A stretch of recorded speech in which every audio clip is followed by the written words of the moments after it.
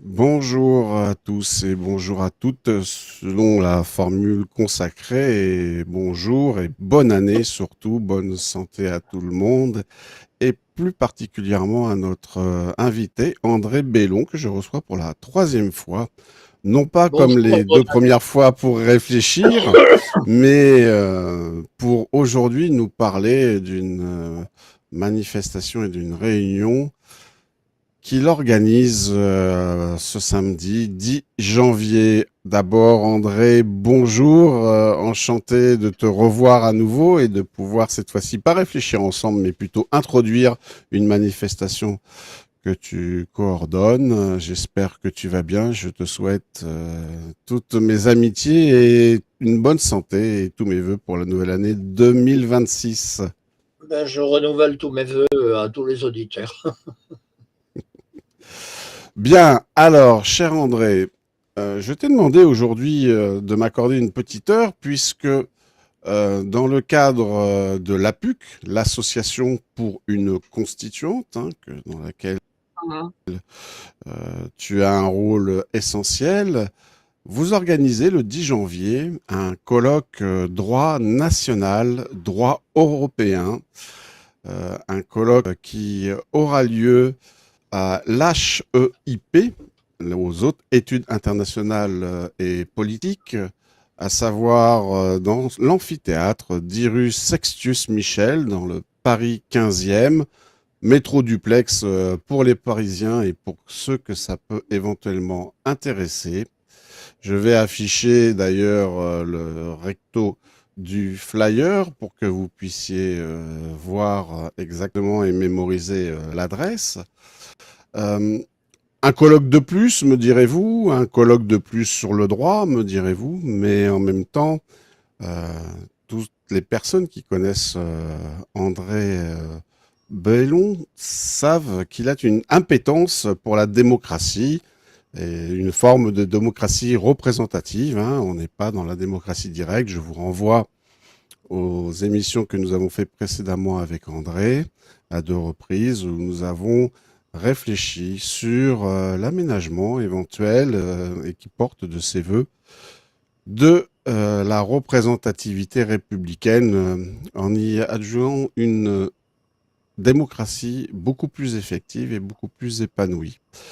Je tiens d'abord à saluer l'ensemble des adhérents et des sympathisants de l'AMDF, l'association des mairies démocrates de France, et tous ceux qui nous suivent au sein de Démocratie Directe avec DS, et je leur réitère à nouveau tous mes voeux de bonne santé et tous mes voeux de réussite pour 2026. Alors André, nous allons attaquer directement par le vif du sujet. Première question, pourquoi avoir organisé ce colloque et dans quel objectif? Alors d'abord, comme cela est rappelé, je crois, dans notre site, ce n'est pas une idée comme ça qui a germé dans la tête de tel ou tel, y compris la mienne, bien sûr. C'est la logique des rencontres qui ont été faites avec les associations travaillant, militant pour la démocratie, avec lesquelles nous avons fait un certain nombre de visios l'année précédente, en 2024 et en 2025. on a eu des rencontres avec ces associations. Alors, de mémoire, comme ça, on en a identifié presque une centaine. Je pense qu'il y en a beaucoup plus en France. Et donc, s'il y en a d'autres, ben, bien entendu, on les rajoute. Et celles qui ont bien voulu, ben, on a dialogué, échangé. Alors, on a constaté les points sur lesquels nous étions en convergence, les points en divergence, c'est normal.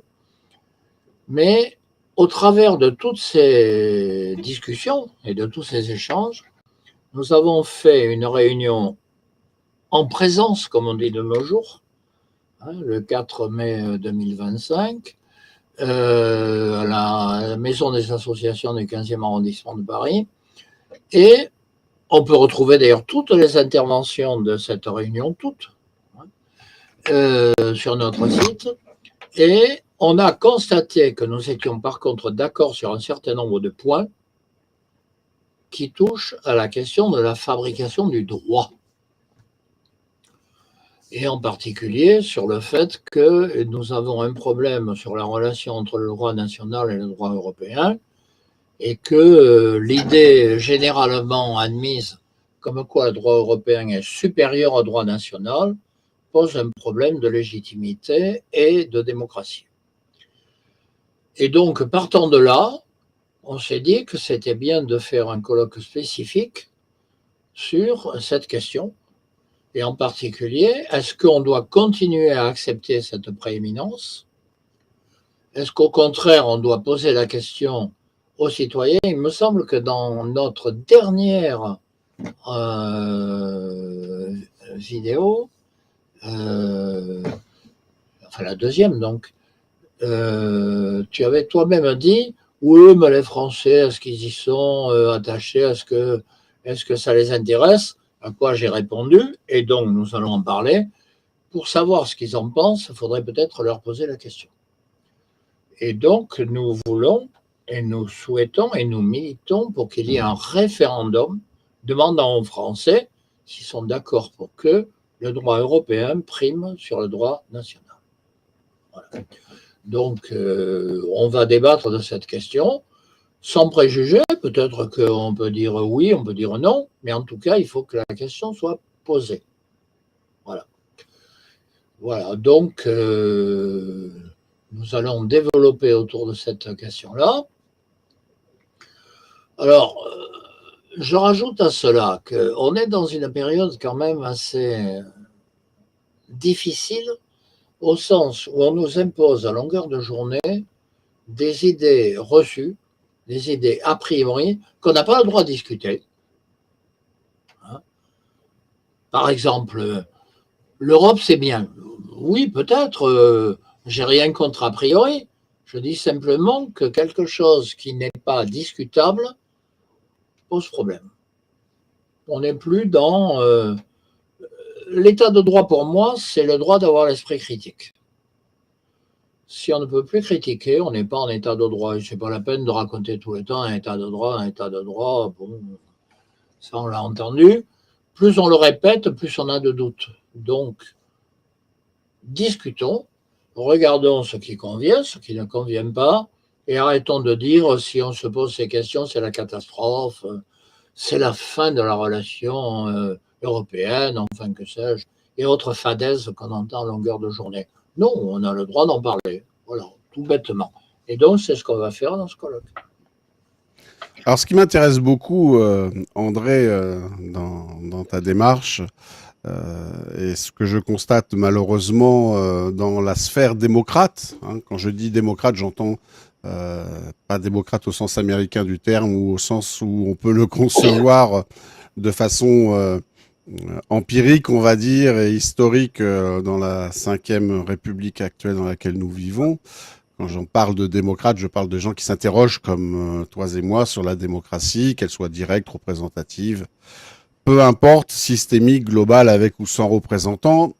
En tout cas, on y réfléchit. La représentative peut avoir des aspects directs. Hein.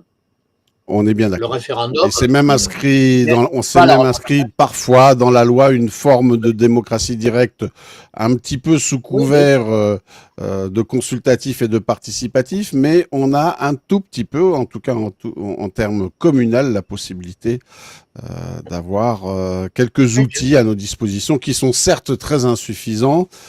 C'est pas le débat et on va pas commencer le colloque aujourd'hui.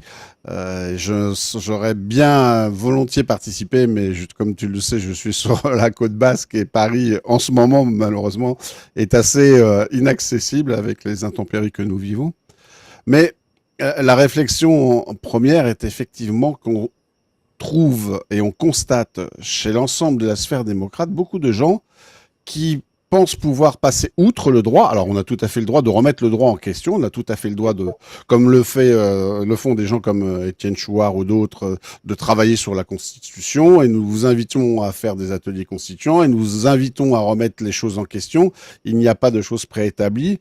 Mais à partir du moment où on désire s'investir politiquement, il faut avoir une connaissance minimum du droit légal, organique en place, qui nous permet ou pas d'évoluer. Et j'entends parfois tout et son contraire en ce qui concerne l'application d'une forme de démocratie directe. Donc c'est en cela que je trouve cette initiative fort intéressante. Alors avant de se poser directement au cœur des intervenants, on va juste parcourir rapidement les quelques partenaires. Hein. Donc, on a la Mhm. Fondation Res Publica. Est-ce que tu peux nous en dire deux mots, s'il te plaît, pour les gens qui ne connaissent pas? Oh, ben, la Fondation Républicain, qui est donc animée maintenant par Marie-Françoise Bechtel, c'est la suite de l'histoire de Chevènement, pour faire bref. Hein. C'est-à-dire, c'est toute une histoire liée à la fois à la gauche telle qu'elle a été, mais en même temps à la recherche de la souveraineté nationale, telle que, enfin pour tous ceux qui connaissent l'histoire de Chevènement, telle qu'il l'a exprimée, telle qu'il l'a vécue, parfois avec difficulté, voilà. Deuxième participant, en tout cas de ceux qui sont présents sur l'affiche, l'IPSE. Est-ce que tu peux nous expliquer là aussi rapidement ce qu'est cet acronyme et à quoi correspond cette structure, L'IPSE, s'il c'est te une. plaît? Si, vous voulez, si on les prend tous un par un, bon, on va constater que pour beaucoup, ce sont des instruments de réflexion et d'influence. Hein. Donc, en l'occurrence, Emmanuel Dupuy, que pas mal connaissent, et qui travaille beaucoup sur les questions des relations internationales. Et donc, voilà, c'est un instrument dont il est le principal responsable. Alors, l'IPSE, quand même, pour précision, hein, c'est l'acronyme de l'Institut Prospective et Sécurité en Europe. Hein. Donc, et d'ailleurs, Emmanuel Dupuy, qui est le modérateur a priori, sauf problème de dernière minute de santé, Alors, je crois qu'il a un enseignant problème, lui-même à l'HEIP. je crois Pardon? qu'il a un problème dans le Pays Basque. Ah, d'accord. Bah, lui aussi, Et que donc, décidément. il risque d'être dans le Pays Basque justement à ce moment-là. Voilà. Bloqué, parfait. Ok. Donc, Alors, on fait le tour encore une fois des intervenants et des organisateurs et des co-organisateurs. Hein. Donc, on a le réseau social laïque. Est-ce que là aussi, tu peux nous faire rapidement une petite alors, présentation? je pense que beaucoup de ceux qui nous écoutent ont déjà eu contact, au moins par vidéo, avec Michel Lambolet, hein, bon, qui est un militant des questions sociales liées à la laïcité, c'est-à-dire au fond le lien qu'il n'y a pas de véritable système social sans démocratie. Voilà, en gros. Merci en tout cas de la concision, de la précision de tes apports. Alors, bien entendu, en haut à droite, vous voyez le logo de la PUC, hein, l'association pour une constituante. Et en dessous, la nouvelle Arcadie de Thomas Brun, que nous avons reçu à plusieurs reprises dans le cadre de la 7e coalition citoyenne, hein, qui a eu lieu dans le sud de la France il y a fin novembre 2025. Donc on va pas trop s'étendre parce que nos auditeurs ont l'habitude et savent ce qu'est la nouvelle Arcadie. On salue d'ailleurs Thomas. Et puis nous avons aussi décision et réunion citoyenne, donc une initiative sous, si je ne m'abuse, la responsabilité de Philippe Grégoire, hein, non, pas de Philippe Grégoire, si, de Philippe, non, je mélange. Philippe Grégoire, c'est un paysan. Alors comment ça s'appelle? J'ai un trou de mémoire. Tu vas peut-être m'aider, André. Je ne suis pas sûr de très bien voir ce dont tu Il parles. fait partie de la coalition citoyenne et ça concerne le logo, la réunion et décision citoyenne. Nous allons d'ailleurs en plus le recevoir la semaine prochaine dans le cadre de cette activité. Bon, j'ai un trou de mémoire, je voulais m'excuser, Bon, ça me reviendra. Alors, nous allons de suite passer donc au vif du sujet et au cœur. Et tu vas nous expliquer, André, s'il te plaît, pourquoi deux tables rondes et qui sont les principaux intervenants. Nous allons donc commencer dans ce colloque qui aura lieu le samedi 10 janvier de 14h à 18h30. La première partie en début d'après-midi de 14 à 16h, hein, comme vous pouvez le voir, aura pour thématique l'Europe, une machine juridique. Alors est-ce que tu peux, bien entendu, sans déflorer plus en avant son contenu, nous expliquer pourquoi vous commencez par cette thématique-là? Alors, je reviens, en vrai dire, je reviens sur ce que je disais précédemment. Bon. Il faut arrêter, à mon sens, hein, de rester dans ce discours stupide qu'on entend partout. Hein. Soit vous acceptez l'Europe telle qu'elle est, soit vous voulez le Frexit. Voilà, en gros. Hein. Bon, ça me rappelle des années où les gens qui se battaient pour le social, on leur répondait « Ah oui, mais vous préféreriez être en URSS ». Bon, c'est aussi crétin que ce genre de réaction. Bon. Il n'y a pas le tout ou le rien. Il y a est-ce qu'on accepte une évolution telle qu'elle est et qui fait que le droit, qui est quand même le fondement même de toutes les relations politiques et sociales, hein, bon, est fabriqué par on ne sait trop qui et sans contrôle. Voilà. C'est comme ça que ça se pose. Alors je rappelle que d'après la Déclaration des droits de l'homme et des citoyens, je crois que c'est l'article 6, on dit la loi est l'expression de la volonté générale. La loi, c'est-à-dire le droit en fait. Alors, est-ce que le droit qui est fabriqué conjointement par la Commission de Bruxelles et par la Cour de justice de Luxembourg est l'expression de la volonté générale? C'est quand même une question qu'on ne peut pas ne pas se poser. Et du coup, question corollaire, mais c'est la même en fait, est-ce qu'on est en démocratie? Qui fabrique le droit? Et c'est pas la peine de nous dire on est dans un état de droit, ou alors ça veut dire que dès qu'il y a un droit, quel qu'il soit, on est en état de droit, mais ça n'a aucun intérêt. Pour moi, la question, c'est est-ce que l'état de droit est l'expression de la volonté générale? C'est une question qui est de moins en moins évidente. Qui fabrique le droit? En démocratie, c'est le peuple. En théorie, dans l'Union européenne, il y a des États qui, de façon souveraine, ont décidé de faire ensemble quelque chose. Une construction qu'on appelle aujourd'hui l'Union européenne. Bon. À l'origine, c'est purement commercial, puis petit à petit, c'est devenu des tas de choses.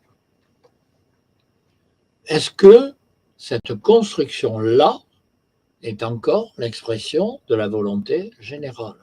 Est-ce que la souveraineté de chaque État peut s'exprimer sans qu'aussitôt on dise quel horaire vous voulez quitter l'Union européenne? C'est pas vrai. La question, c'est où est la souveraineté, où est la démocratie, où est la volonté générale? Et cette question-là, on ne la pose jamais. Sauf pour dire, je me répète encore une fois, sauf pour dire, ah là là, vous critiquez l'Europe, vous voulez partir, bon, ok. À ce niveau-là, il y a un moment où on dit, bon, on ne discute plus parce que ça n'a aucun intérêt puisque c'est des a priori.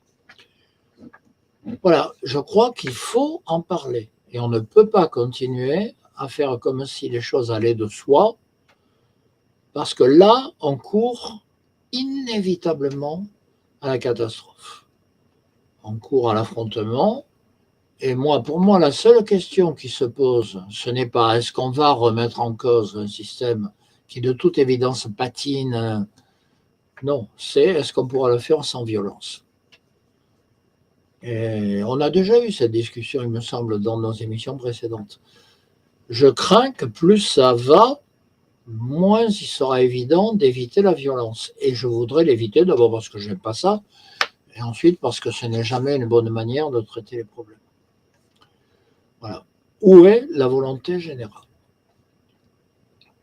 Alors le simple fait, peut-être que le simple fait de poser la question induit aussi la réponse, André, puisque aujourd'hui, même ceux qui sont, on va dire, pro-Union européenne, finissent par se poser des doutes sur ces normes, sur ces lois qui viennent s'empiler sur la Commission et le Parlement européen, sur le rôle antidémocratique de l'Union européenne, sur la hiérarchie, bien entendu, des normes, tu l'as évoqué.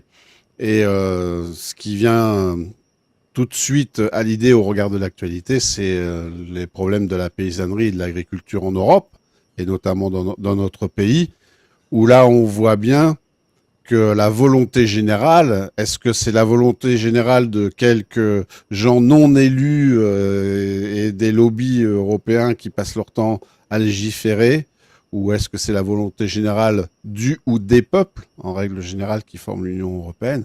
Je pense qu'on a tous à peu près la question. En tout cas, je ne sais pas si tu as envie de rebondir sur ce tragique constat. Regardez le Mercosur. Bon. Est-ce qu'on peut dire qu'il y a eu vraiment un débat démocratique sur cette question? Est-ce qu'on peut dire que les différents acteurs se sont exprimés comme ils auraient dû le faire dans ce qu'on pourrait appeler une démocratie? Est-ce qu'on peut dire que Mme van der Leyen a vraiment été mandatée démocratiquement pour arriver à ce résultat? Est-ce que ce résultat ne pose pas plus des conflits au sein de l'Europe, entre les pays industriels, mettons l'Allemagne, et les pays plus agricoles, mettons la France? Est-ce qu'on l'a vu dès le départ ou est-ce qu'il faut le constater in fine? Donc ça pose bien un problème de fonctionnement de la recherche à l'intérieur de la volonté générale. Et je pense que cette question-là n'a pas été réellement évoquée dans les dialogues et les discussions qu'il y a eu avec les pays d'Amérique latine. Et c'est pour ça qu'on est dans cette situation qui devient conflictuelle. Parce que, oui, puis c'est un peu paradoxal parce qu'on parle beaucoup du Mercosur qui est un traité qui va, sauf coup de théâtre, mais il y en a très peu dans la logique européenne d'aujourd'hui, va être ratifié, c'est évident. Mais on ne parle pas de toutes les normes qui, depuis des années, voire des décennies, et les traités, le TAFTA ou autres, qui sont des traités coercitifs pour notamment certains secteurs économiques ou agricoles des différents pays de l'UE. Donc on a vraiment, là encore une fois, une problématique de souveraineté, puisque tu as commencé l'émission avec ce terme. Hein, et donc la souveraineté appelle à la réflexion sur la volonté générale. On est absolument d'accord avec ce constat. Alors, d'aucuns te diraient aussi... Oui. Dans le premier livre que j'ai écrit avec Anne-Cécile Robert, nous étions amusés à relever une ou deux directives européennes, histoire de montrer que quand même il y avait une dérive dans la nature même de cette institution. Bon, en particulier, il faudrait que je le retrouve, mais je vous le conseille, ça doit être facile à trouver, la directive sur les pizzas. C'est un truc assez ahurissant. Même les pizzaiolos, je ne suis pas sûr de très bien comprendre comment ça fonctionne. Bon, un truc qui fait 2 pages. On se demande de ce fait, puisqu'on parle de la volonté générale, c'est pas uniquement de dire il y a la volonté des peuples, un par un, des États membres, et des peuples, donc des États membres. Hein. Et c'est pas uniquement cette espèce de discours qui plaît beaucoup à Macron, hein, la souveraineté européenne. C'est une manière de dire qu'il n'y a plus la souveraineté des États, ce qui d'ailleurs n'est pas conforme au traité. C'est pas uniquement ça, c'est que c'est devenu un instrument de bureaucratique dans lequel, à l'extrême, on ne comprend même plus de quoi il s'agit. Qui dirige en fonction de quels critères? Bon, je reprends l'exemple de la pizza, c'est pas les pizzaiolos qui ont fait la directive. C'est quoi? C'est une espèce de bureaucratie complètement envahissante dont on ne sait plus très bien qui est le dirigeant. Et ça c'est dramatique. Ça mène inévitablement à des conflits. Voilà. C'est ça la question aujourd'hui.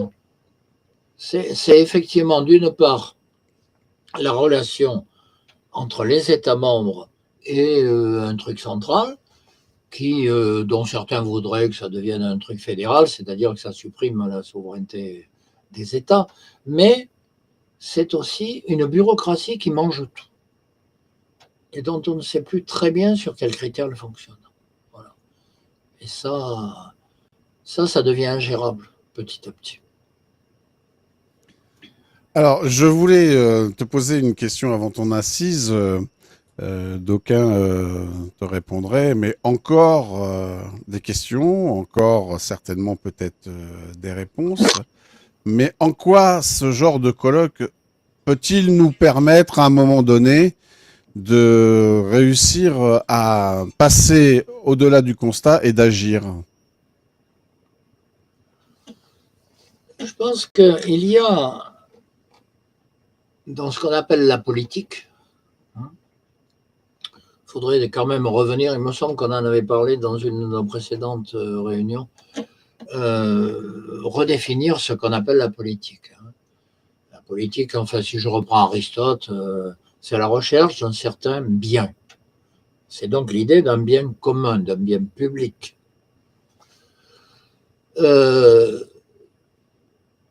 Y a-t-il encore ça? Et donc, quand vous dites oui, mais ça sert à quoi? Ben, ça sert d'abord à ce que la question soit posée. Tout est fait dans le monde actuel, et en particulier dans la vie politique française, pour que les questions, et en particulier la question européenne, ne soient pas posées.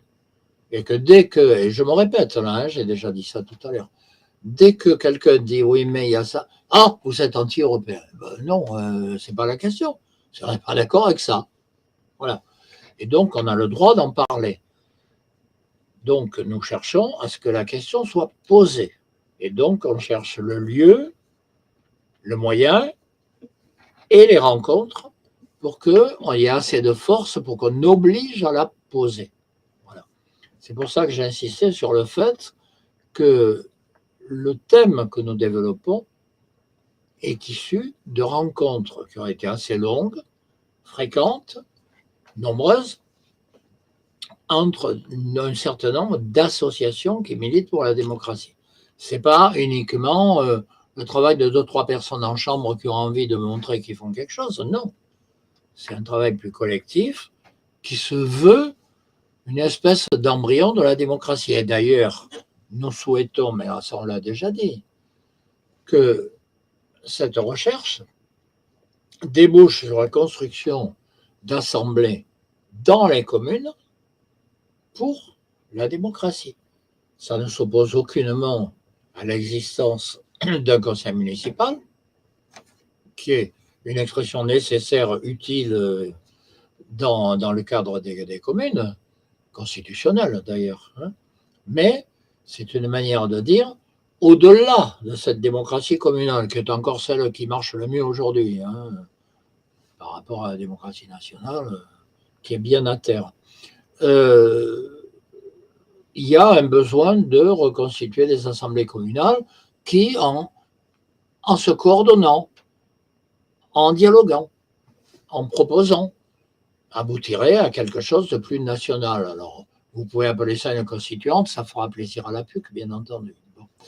Mais il y a ce besoin, et je pense que ce colloque, il aide à réaliser ce besoin. Je suis tout à fait d'accord. Je te posais la question en tant que candide. C'est pas à moi que tu vas apprendre, à qui nous donnons la parole en permanence à tous et à toutes afin de réfléchir, hein, comme disait un auteur, plus j'ai envie d'agir et plus j'ai besoin de réflexion, et plus je suis dans la réflexion et plus je me dois d'agir. L'un ne va pas sans l'autre et c'est indissociable. Alors, Évidemment. donc, oui, pardon. Oui, je dis évidemment. D'accord. Alors, je remets les deux thématiques. Hein. La première, l'Europe, une machine juridique, hein, dans laquelle on aura comme intervenant Marie-Françoise Bechtel, hein, dont tu as cité, Benjamin Morel, à qui nous avons lancé une invitation et qui devrait nous faire état et un retour de son excellent travail sur une étude sur la démocratie, qui est maître de conférence en droit public. Oui, c'est un très bon juriste. Anne-Cécile Robert, qui est aussi juriste, Thomas Brun, donc à qui j'ai fait référence, de la Nouvelle Arcadie. D'ailleurs, c'est Grégoire Lecoq tout à l'heure qu'il m'excuse, que je recevrai le 12 janvier dans le cadre de son travail sur les réunions citoyennes. Donc, qu'il m'excuse pour ce lapsus avec Philippe Grégoire, qui est a priori un de nos futurs consultants extérieurs concernant la paysannerie au sein de l'AMDF, avec qui en ce moment nous travaillons étroitement. Je me permets de faire une petite incise d'une minute sur, puisque tu parlais des assemblées communales et du pouvoir communal, sur la capacité que les citoyens auraient de régler, je dis bien de régler, si tant est qu'ils veulent se donner la peine avec les élus et les paysans, de régler la problématique actuelle à travers un document qui s'appelle le DICRIM, hein, qui est un document des risques majeurs qui s'insère au sein du plan communal de sécurité et qui pourrait, et c'est une obligation légale, nous permettre, nous citoyens, d'intervenir auprès de nos élus pour qu'ils puissent, dans un cercle vertueux triptyque, établir une relation entre les administrés, les élus et la paysannerie, quelle qu'elle soit, agricole, maraîchère, ovine, bovine, laitière, sans rentrer dans le détail, afin d'établir donc des stocks tampons et d'être de fait dans des circuits courts locaux qui pourraient résoudre à la fois les problématiques de marge, d'investissement et de distribution nationaux, et répondre aussi d'une façon indirecte à l'envahissement des produits internationaux qui ne respectent pas les mêmes normes.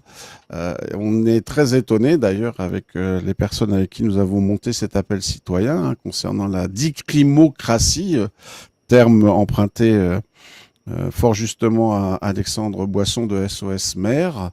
Nous sommes fort étonnés que personne, que ce soit dans les syndicats comme dans la paysannerie, à part Philippe Grégoire bien entendu, personne ne propose cette solution qui s'impose et qui est dans la loi. Comme quoi, encore une fois, la commune peut avoir à la fois des moyens de coercition, mais a déjà dans sa loi la possibilité de pouvoir apporter quelques réponses, et ce qui me semble aujourd'hui essentiel en ce qui concerne la paysannerie. Je referme la parenthèse, je m'excuse d'en avoir parlé, mais comme tu faisais référence à ça... J'approuve tout à fait cette remarque. J'en profite pour dire que il faut que chacun sorte, c'est peut-être un des intérêts aussi de ce genre de colloque, il faut que chacun sorte de l'idée moi j'ai la solution, je le fais tout seul, je résoudrai tout seul. Ça, c'est pas vrai. C'est parce qu'on se coordonnera qu'on arrivera au contraire à faire quelque chose. Et si, lorsqu'il y a des initiatives d'assemblée communale, pour réfléchir à nos institutions, pour réfléchir à la manière dont se vit la vie publique, pour faire des propositions, eh bien, il faudrait que nous ayons un moyen de les connaître. Je sais qu'il y en a, et c'est pas tout le temps qu'on les connaît. Il faut que chacun se signale aux autres. Et c'est peut-être un des intérêts aussi des colloques que nous faisons comme d'autres, hein, c'est que on appelle à ce que on sorte de chacun de notre cocon et que on donne à tous. C'est la meilleure manière de donner à soi-même d'ailleurs. Alors, je te réponds directement, ces outils existent déjà. Déjà, nous avons, nous, à la MDF, plus qu'un partenariat, puisque nous sommes liés statutairement avec le portail municipal démocrate, l'excellent travail de Raphaël Robe, qui recense et qui donne la possibilité à toutes les listes, quelles qu'elles soient, hein, de droite comme de gauche, démocrate ou non, hein, de pouvoir se recenser. Ce portail met à disposition un label qui permet de s'auto-évaluer dans une forme de démocratie directe épanouie. Il y a une cartographie qui est mise en place. Nous avons aussi sur le site de la MDF, nous allons mis en place et nous allons le développer dans le cadre des sentinelles de la MDF, les listes démocrates qui correspondent aux critères de la MDF, donc à savoir voter, consulter, abroger en toute matière de façon continue et ininterrompue, qui nous semble pour nous être la base de la démocratie. Et vous avez aussi un tas d'initiatives qui existent depuis très longtemps, qui font partie aussi de la coalition citoyenne que je salue, donc de Grégoire Lecoq et de Renaud Alquic.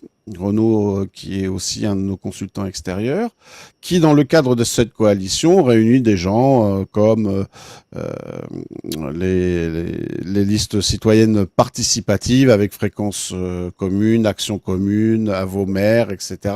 Il y a beaucoup aujourd'hui d'outils pour répondre à cette question. Et donc, je vous renvoie, si vous qui écoutez soit en direct, soit en rediffusion cette émission, je vous renvoie à ces cartes que vous trouverez qui vous permettront de voir si autour de vous, si vous avez envie de les rejoindre, hein, que ce soit des assemblées citoyennes, soit des listes, hein, puisque là on est en plein dans les municipales, ça n'aura échappé à personne, soit des listes démocrates qui se présentent avec plus ou moins de démocratie directe, mais en tout cas beaucoup sont plus qu'en chemin. Certaines d'ailleurs sont dans un cadre très strict de démocratie. Et puis, cela nous permet de pouvoir, donc, comme tu le dis, se recenser, les connaître. Et puis aussi, ça n'interdit à personne de pouvoir agir et de monter sa propre liste. N'oublions pas qu'il y a plus de 50% des communes qui sont de très petites communes en France. Ça, j'en sais quelque chose. Dans ma circonscription, il y avait 100 communes. La plus grande, Manosque, avait un peu moins de 20 000 habitants. La plus petite, il y avait 9 habitants. Voilà. Bon. Alors, ils nous ont mis un outil, bien entendu, pour mettre un petit peu des bâtons dans les pattes pour ceux qui ne sont pas issus des partis organisés, hein, et institutionnels, avec les listes paritaires sur les petites communes, hein, qui n'existaient pas.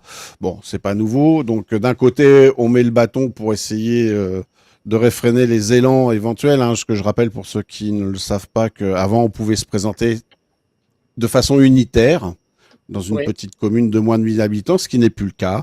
Bon, de l'autre côté, on a augmenté les mairies et les élus communaux. Bon, il fallait bien, parce qu'après s'être augmenté au Parlement et au Sénat, ils étaient peut-être un peu gênés aux entournures, et puis c'est peut-être aussi une façon de leur rappeler à certains qu'il vaut mieux obéir à la centralisation parisienne et qu'ils sont récompensés de façon rémunéraire dans ce cas de figure-là. Mais on voit bien que malgré la totalité des actions qui sont menées, ça n'empêche pas qu'on constate une vague de démocratie de plus en plus directe et participative. En tout cas, une forte envie de la population. puisque Oui, dans un oui, dernier sondage du Cevipop que met en avant Solutions démocratiques, un autre parti que je salue, euh, que je soutiens et auquel je suis adhérent d'ailleurs, même si je suis anti-parti, je ne suis pas à une contradiction près quand il faut œuvrer et de toute lutter. façon, il faut bien que les hommes et les femmes, d'ailleurs, se rassemblent à un moment. Bon, s'ils ont des Exactement, on est idées bien communes, d'accord. ils sont en Toute groupe. initiative, Alors voilà, toute après, initiative est-ce est que ça bonne à devient prendre. un parti au sens où ça existe aujourd'hui, c'est-à-dire cette espèce d'usine à gaz, ça c'est une autre affaire. Oui, Moi, alors je on crois n'est pas que du tout là, et c'est pas du tout l'état d'esprit de ce parti dont les deux têtes de proue sont Clara Heger et Roland Berton, que je salue aussi.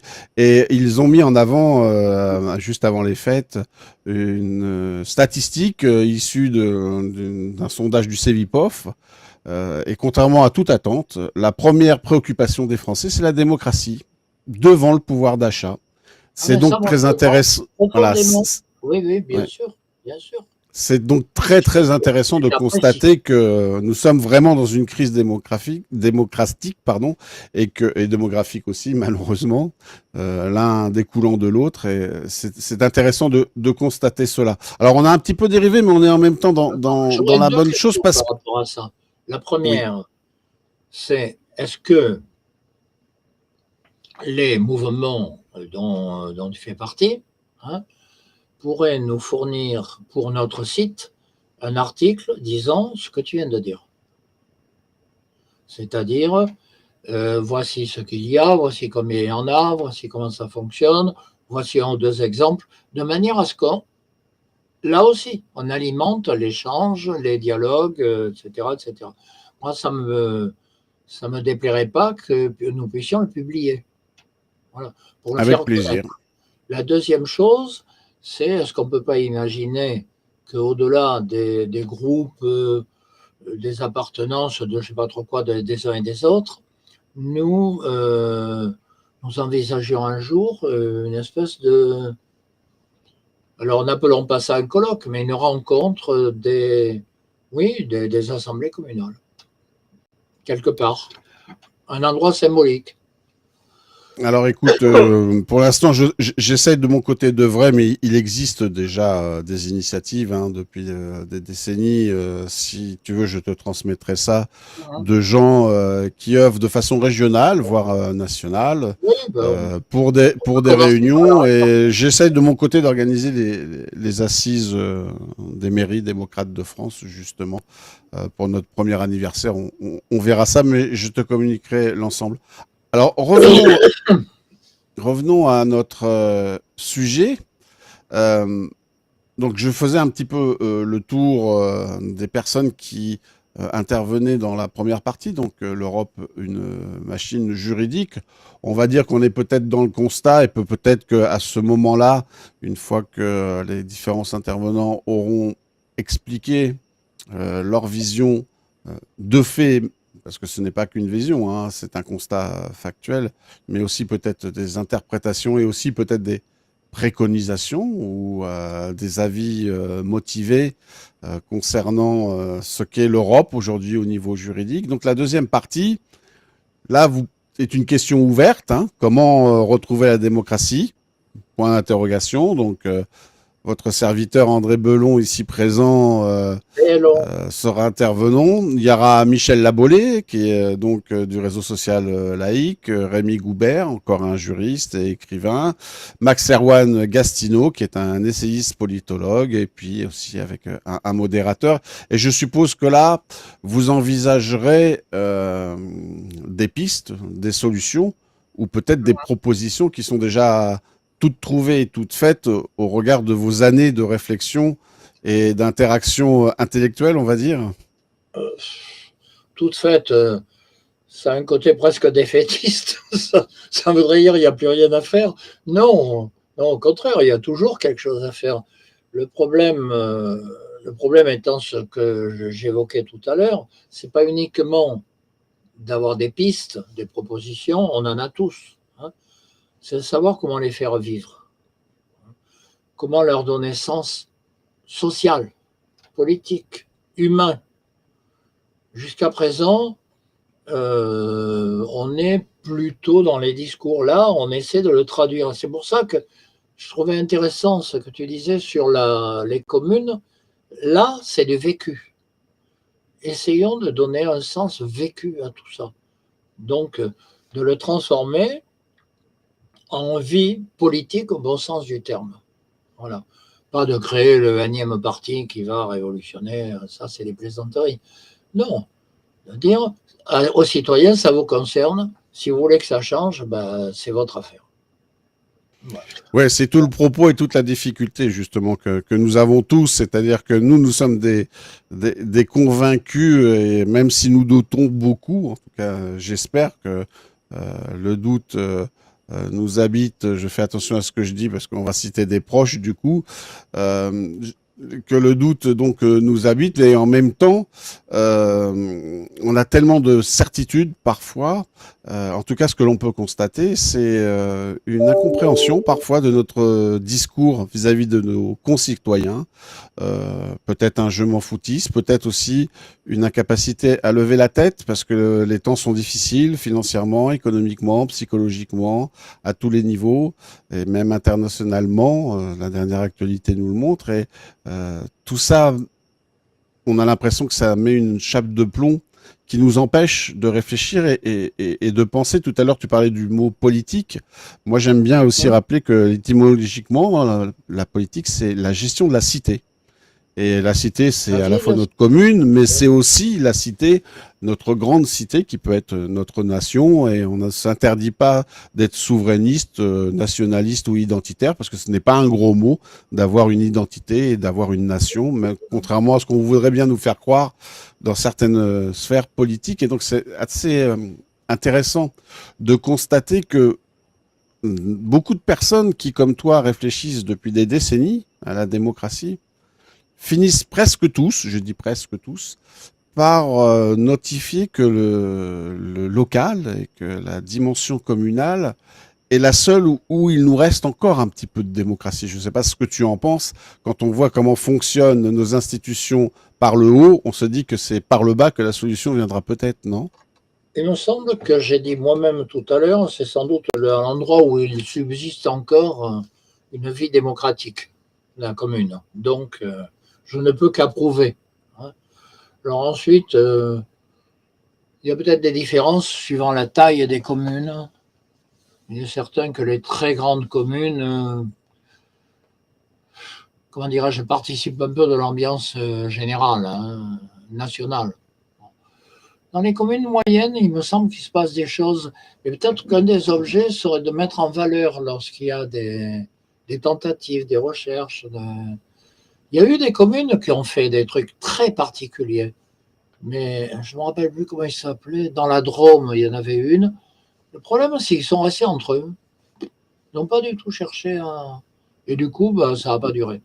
Voilà. Oui, tu fais référence à Saillant, je pense, une petite oui, Saillant, commune voilà, expérimentale voilà.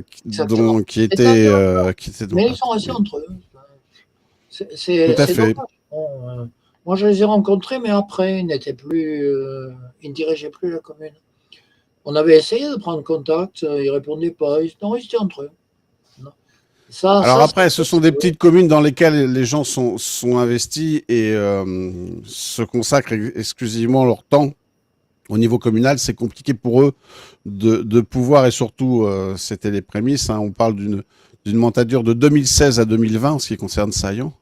Il y a notamment Ménil-la-Horgue, pardon, qui, elle, termine son premier mandat avec le maire Claude Cazer, où il y a des communes qui, par contre, là, Jean-Claude Mensch en est à son 5e mandat de ville en transition, c'est la version officielle et déclarée, mais qui est vraiment une ville témoin, on va dire, pour la démocratie.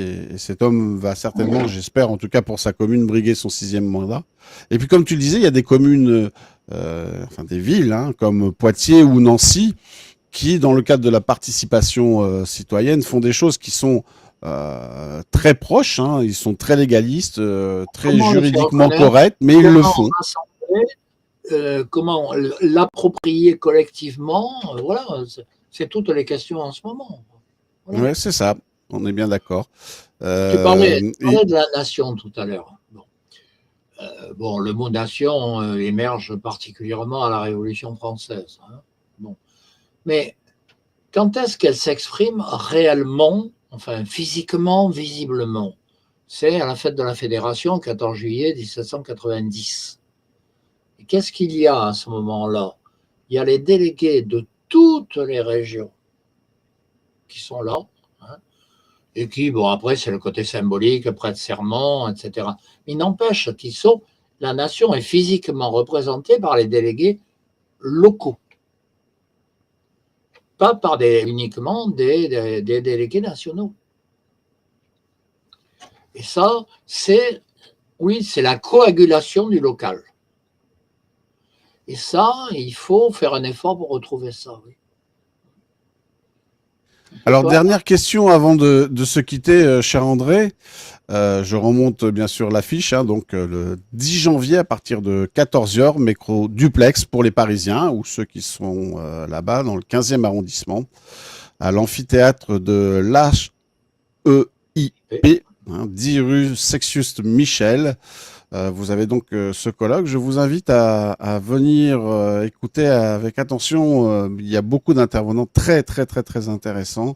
Et je pense que ça va être un grand moment à la fois d'apprentissage, de découverte pour certains, mais aussi peut-être un laboratoire de propositions.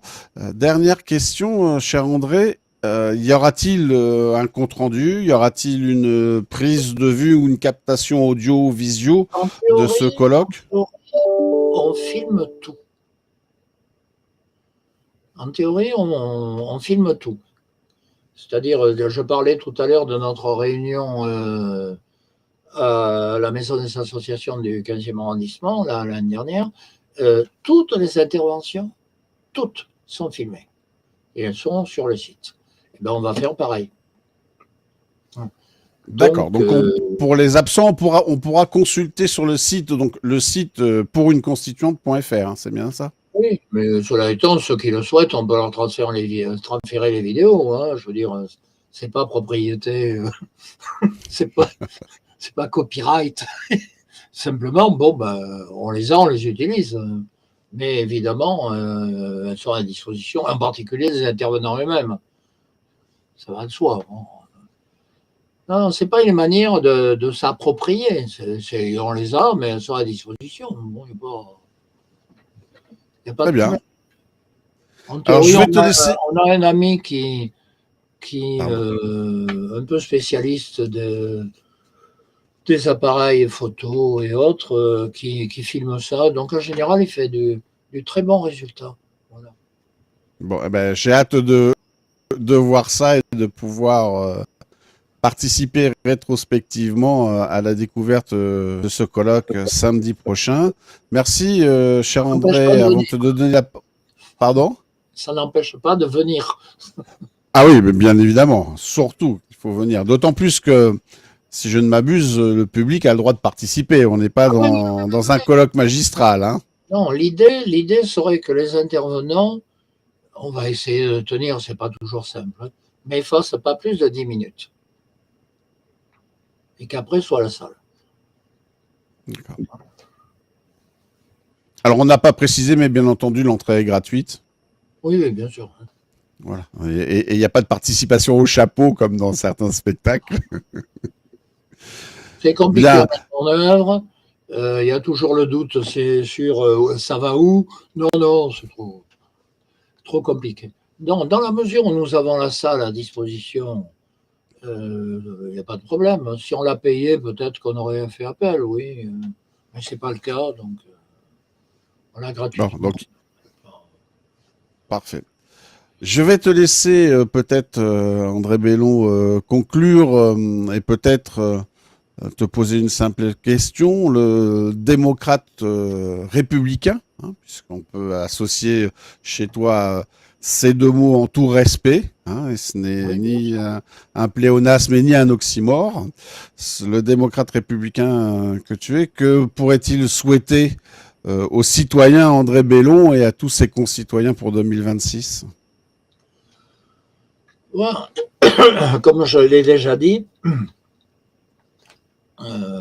enfin n'y revenons pas, j'aurais voulu être historien. Bon, c'est comme ça. Mon drame a été qu'étant fort en maths, j'ai fait autre chose, sous la pression des parents en particulier. Mais j'ai gardé un goût pour l'histoire et je pense que nous sommes dans un moment historique très, très particulier qui peut être prometteur, mais qui peut être dramatique. Et que la manière de s'en sortir, c'est pas seulement d'espérer, c'est pas seulement d'attendre, c'est de penser qu'il faut être acteur. C'est uniquement en étant acteur que on créera autre chose. Il y a trop, c'est trop répandu l'idée, on n'y peut rien, on ne peut pas rien faire, on ne sait pas comment, et c'est comme ça, et puis ça pourrait être pire, enfin bon, etc., etc., etc. Bon. Je crois qu'on est au moment du choix. Soit on participe à notre propre avenir, soit c'est pas la peine de parler d'avenir.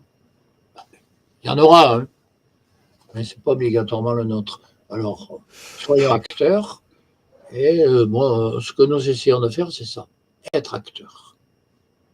Voilà. Citoyens. Eh bien, merci beaucoup, André Bellon, de nous avoir accordé cette petite heure pour nous présenter encore une fois ce colloque qui aura lieu le 10 janvier dans l'amphithéâtre de l'HEIP Métro Duplex à Paris 15e. Demain, nous recevons dans le cadre des municipales 2026, puisque nous essayons de proposer une réflexion globale, Olivier Rodez, qui ne se présente pas aux municipales, mais qui, lui, anime un réseau France de tous les lieux de gratuité au sein des communautés et des communes. C'est un monsieur issu du mouvement de CSA, c'est-à-dire Civilisation sans argent, qui réfléchissent eux aussi, avec Mosika entre autres, à de la démocratie directe, hein, puisque un poste monétaire ne peut être que démocrate dans l'âme, puisqu'ils réfléchissent sur une société qui passe de l'échange au partage. Et donc, nous recevrons ce monsieur qui nous expliquera comment, à travers toute la France, et comment vous pourrez éventuellement, vous, dans le cadre de vos investissements communaux, créer des lieux de gratuité au sein de vos communes. André Bellon, merci beaucoup. Je te souhaite à nouveau toutes mes meilleurs vœux pour cette année et une bonne santé, puisque à nos âges, c'est quand même le plus important. Et je te réciproque les vœux. Merci. À bientôt, cher André. Je lance le générique. Au revoir.